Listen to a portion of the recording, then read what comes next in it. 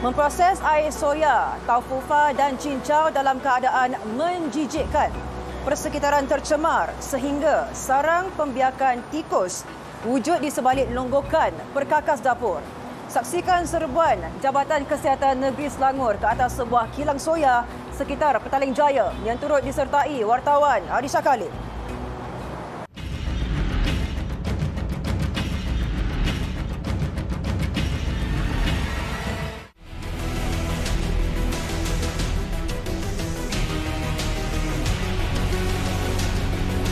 We are from Ministry of Health. We come here to do some inspection. You punya pengendali makanan ada berapa orang? Saya 1, 2, 3. 3. Okey, saya nak 3 orang punya. Itu memang you punya permanent food handler lah. Yes. Saya nak 3 orang punya khusus pengendali makanan. Okey. Dengan suntikan. Suntikan, okey. Tapi bukan kat sini, dekat tempat lain kita simpan office sana. Dekat mana sini? Sepatutnya ada dekat sini lah kilang. Ya, saya baru hari itu saya ada soft copy lah. Kalau boleh saya foto. Boleh, tunjukkan. Foto saya boleh lah. Okey, boleh. Lepas tu my team akan buat inspection sikit, akan tengok apa-apa benda yang tak relevan lagi.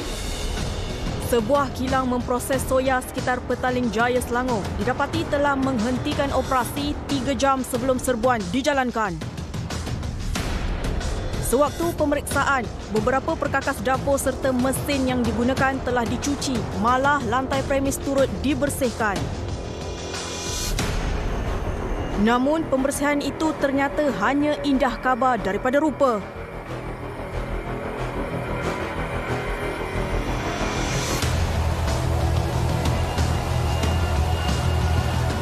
Okey.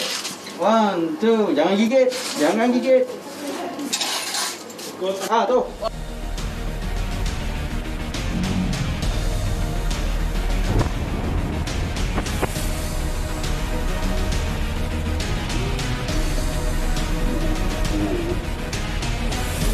Hasil penggeledahan Pegawai Jabatan Kesihatan Negeri Selangor terhadap longgokan perkakas dapur yang tidak digunakan membawa kepada penemuan sarang pembiakan habitat haiwan perosak.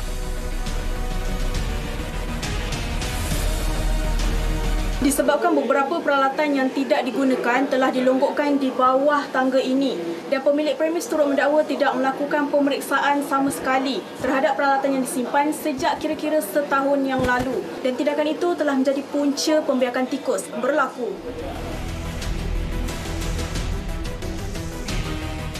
Itu apa tadi? Sini kita tak guna punya itu sini awan biasa panas. Yalah, kita tapi tak masuk punya. Tapi dalam punya premis juga kan. Ya, saya faham. Tapi ini saya mesti kalau kita tengah proses saya tu tak pernah. Saya bayangkan kalau tengah proses tiba-tiba keluar.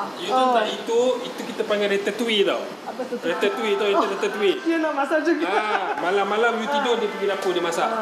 Okay. You jangan simpan you punya barang yang you tak guna, you jangan simpan dalam you punya kawasan premis lah, because itu yang jadi tempat untuk pest tu duduk. Macam you kata tadi you tak guna sini area kan. That's why bila you tak guna you tak tengok. So what happen is tadi kita ada jumpa satu family tikus dalam tu. Oh my god. Sorry. Ya.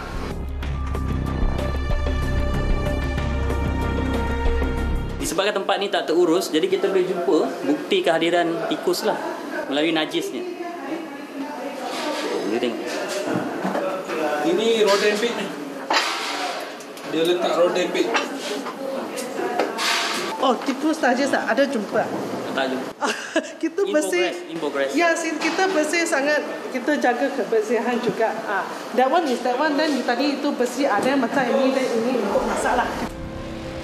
Pemeriksaan di bahagian belakang premis yang turut dijadikan sebagai stor penyimpanan mesin memproses bahan makanan mendapati pemilik premis meletakkan racun serangga secara terbuka.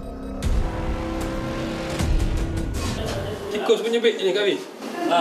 Untuk kawalan makhluk perosak perlu dijalankan, tapi kalau kita letak rodent bed dekat sini, maksudnya tikus bila dimakan dia akan mati dan akhirnya dia akan memijak dekat kawasan sini. So kalau nak letak rodent bed boleh, tapi dekat luar premis lah. Kalau letak dalam premis maksudnya dia akan makan, dan then bila dia dah makan racun tu dia akan cari air kat dalam premis ni juga. So macam kita tengok dekat sini, raja-raja tikus pun dah bersepah-sepah dah ni. Memang dari segi pembersihan memang tak buat lah kalau kita tengok sini. Alat pembungkusan makanan turut didapati tidak diasingkan seperti yang termaktub dalam Akta Makanan 1983. Tutup botol untuk botolkan produk lah. Macam ini kilang soya kan, jadi akan masukkan produk soya, air soya tu di dalam botol dan dia akan capping. Tetapi tempat penyimpanan tutup botol ni yang tidak sesuai sebab dia letak dengan kawasan yang ada diesel di dalam tu. Ni diesel. Jika diesel ni boleh tidak diurus dengan baik, nanti boleh spill over, tertumpah ataupun terkena dengan pembungkus makanan. Kat sini juga barang-barang yang untuk repair, untuk perbaikan, barang spare part yang tak guna disimpan sekali dengan pembungkus makanan. Jadi boleh menyebabkan cross contamination lah, pencemaran silang dan bahaya kepada orang awam yang makan. Faham. Okey, saya faham. Kontak dengan makanan. Faham. Because kita masa proses ini semua buka punya, so dia tak ada use sekarang punya bau. Saya pun faham ini. Actually you macam small manufacturer, kilang kecil, you kena ada segregation. Saya ada actually storage pun atas, kita botol letak atas. Ini tutup dia senang. Okey, saya boleh ini panggil botol tutup kasih simpan. Nanti kita brief you lah. Kebersihan di dalam stor penyimpanan bahan mentah turut diteliti bagi memastikan pihak kilang mengikut piawaian yang ditetapkan di bawah Peraturan-Peraturan Makanan 1985. Semua bahan mentah ini contohnya gula merah daripada India dalam guni ni semua rapat dengan dinding. Jadi penyelenggaraan bilik ni pun diragui sebab boleh nampak kesan kotor, tak pernah ataupun sangat jaranglah dibersihkan ya. Ini semua ialah bahan mentah yang guna untuk buat produk soya ni. Tafufa, air soya, ya. Straw plastik. So sangat tidak memuaskan lah ya. So macam tu ruang dekat belakang tu kita tak tahu apa yang ada dekat belakang tu sebab tak ada laluan nak boleh tengok, nak pantau.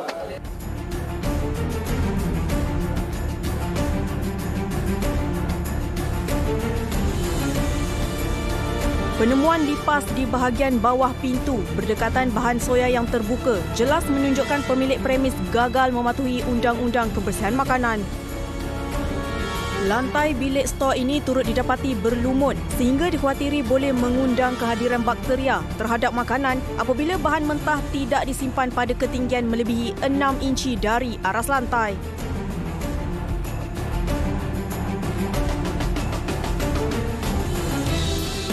Lampu pendaflor yang tidak bertutup turut tidak digalakkan kerana boleh mengundang bahaya kepada pengguna.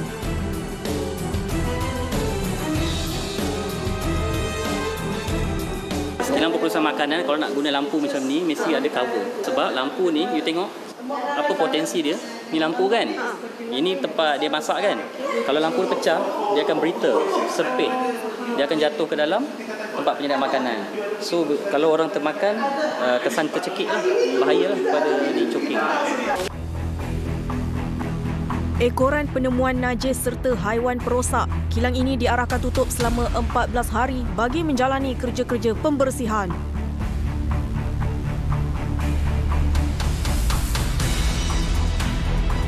Dalam pada itu, operasi turut dijalankan secara berasingan di 3 buah kilang memproses makanan yang terdiri daripada kilang daging, pastry serta makanan ringan sekitar Lembah Kelang. Susulan itu, hasil keseluruhan operasi, kompaun bernilai RM14,500 telah dikeluarkan atas pelbagai kesalahan.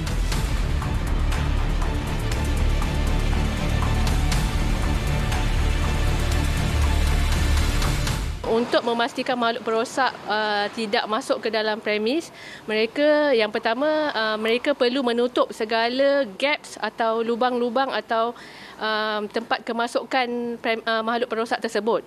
Yang kedua, jika mampu mereka perlu hire pest control swasta ataupun paling tidak mereka perlu menjalankan pemantauan makhluk perosak di peringkat kilang itu sendiri. Saya lebih menitik beratkan kepada owner company sendiri, di mana jika mereka mewujudkan program jaminan keselamatan makanan, saya yakin mereka boleh mematuhi perkara-perkara tersebut sebab yang tu semua memang dah cover dalam peraturan-peraturan makanan. Program Jaminan Keselamatan Makanan ini akan terus dipergiatkan oleh Kementerian Kesihatan Malaysia bagi menjaga kualiti makanan sekaligus memelihara hak pengguna.